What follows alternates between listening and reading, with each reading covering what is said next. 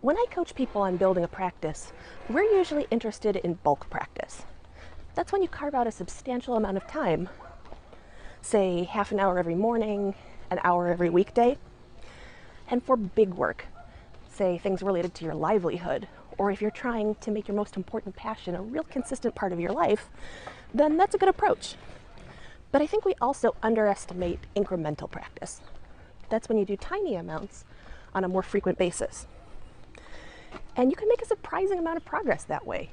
Entire novels have been written in bursts of a few minutes at a time. So what's the case for incremental practice? For one thing, it's a whole lot easier to find time to do it. With bulk practice, there's always going to be a trade-off. If you spend an hour every morning practicing, that's an hour that you can't spend sleeping, or relaxing, or doing something else that's important to you. But carving out 3 minutes here and there, that's pretty easy. Another reason is that incremental practice can be done in your dead time. That's the time that you ordinarily would waste. Time waiting on hold, waiting to pick up your kids, sitting at red lights, waiting for your coffee to brew. You don't lose anything by taking advantage of those moments. Plus, incremental practice is a lot easier to start. If I asked you to get up right now and practice for an hour, you probably wouldn't do it. But if I asked you to try 3 minutes, I'll bet you could. So how do you start with incremental practice? Well, the first thing to do is to take stock of the opportunities to carve out tiny amounts of time. That could be dead time, or it could just be places where you can carve out 3 minutes, 2 minutes, 5 minutes, and then pick whichever one seems the easiest to you. Brainstorm a list of things that you could usefully do in that time slot, and think small. Practicing one move, marking out a combination, running through a choreography, tapping out a Zill pattern. And then make sure that the things on that list fit that setting. If you're taking advantage of dead time on the bus, tapping out a Zill pattern on your thigh might work, but running through your choreography probably won't. Then identify what you need to do that and make sure that you have it on hand. For example, you might want to make sure that the song that you're working with is queued up on your playlist.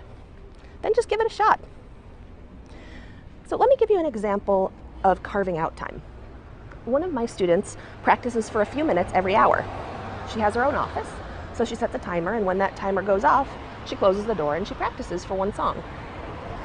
If you don't have a private space at work, that might not work for you, but you could certainly do it anytime you're at home. And for dead time, one thing you could do is, if you often wait to pick up your kids, you could visualize your way through a choreography while you sit in the car. But there are a few things you need to keep in mind. One is that you need to be prepared for your routine to change. I used to text my mom on the bus to keep in touch, but then when I started working from home, I took fewer bus rides, and so that didn't really work. You also need to be prepared for your priorities to change. Before I got my new job, I started studying Turkish, and then that bus dead time was a time when I was awfully tempted to practice my flashcards instead of texting. But the good news is that these tiny little habits, these are very easy to replace. So if one falls by the wayside, you can always just create another. It's also important to note that this is not for every type of practice.